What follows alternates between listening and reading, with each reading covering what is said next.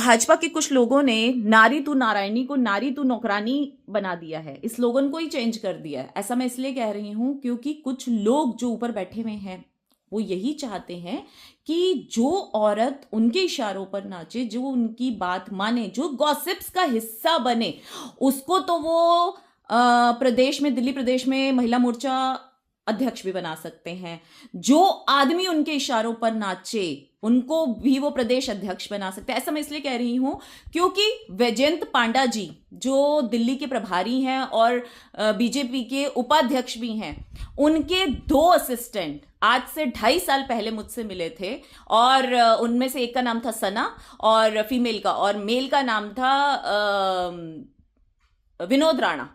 उन्होंने आके मुझसे बहुत सारी गॉसिप्स मुझसे आके पूछते हैं कि नेहा जी बताइए उस वक्त वहां के संगठन मंत्री जी का उस महिला के साथ चक्कर है या नहीं है।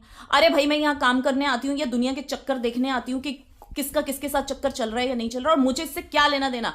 मेरे से आप काम की बात पूछो। मैंने उनसे साफ जवाब दिया कि नहीं, मुझे किसी का कोई चक्कर वक्कर नहीं पता, क्योंकि मैं अपने काम से मतलब रखती हूँ। मैं आती हूँ, सिर्फ मीटिंग अटेंड करती हूँ और चली जाती हूँ। उसके बाद उन्होंने फिर मुझे फोन किया, कहते देखिए सारी गॉसिप्स जो हैं हमें वीरेंद्र सचदेवा जी तो दे रहे हैं पर आप नहीं दे रहे। तो मैंने कहा मेरे पास है ही नहीं गॉसिप्स, तो मैं आपको दूं क्या। और ये कह के मैंने फोन काट दिया। उसके एग्जैक्ट 2 महीने बाद मुझे प्रवक्ता पद से भी मुक्त कर दिया गया। और सबसे बड़ी बात कि जिन्होंने गॉसिप्स का हिस्सा बने वीरेंद्र सचदेवा जी, उस वक्त वो वहां के उपाध्यक्ष थे, उनको अध्यक्ष भी बना दिया गया। और ये बात उस विनोद राणा ने खुद स्वीकारी, मुझे बोली फोन पे कि आपने तो हमें कोई इंफॉर्मेशन नहीं दी थी, लेकिन देखिए हमें ऊपर से इतनी इंफॉर्मेशन मिली, तभी आज वो बंदा कहाँ उपाध्यक्ष था, कहाँ अध्यक्ष बन गया, कहाँ कोई नॉर्मल आपके साथ प्रवक्ता पद पे थी वो महिला मोर्चा अध्यक्ष बन गई।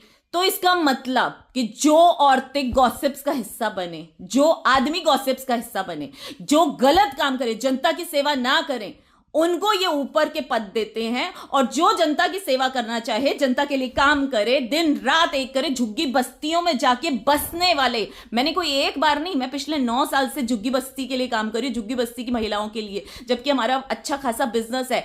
उसके बावजूद मैंने कभी ऐसा नहीं सोचा कि मैं झुग्गी की जाके महिलाओं के साथ काम क्यों करूं।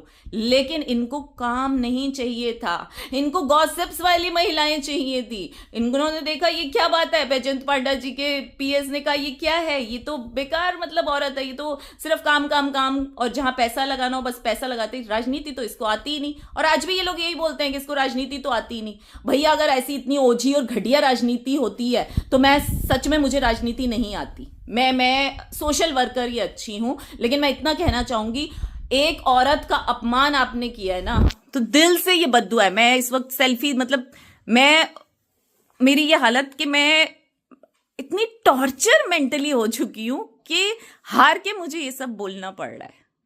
ऊपर वालों ने नहीं सुनी, अब वो ऊपर वाला सुनेगा। और कौरवों का भी अंत हुआ था।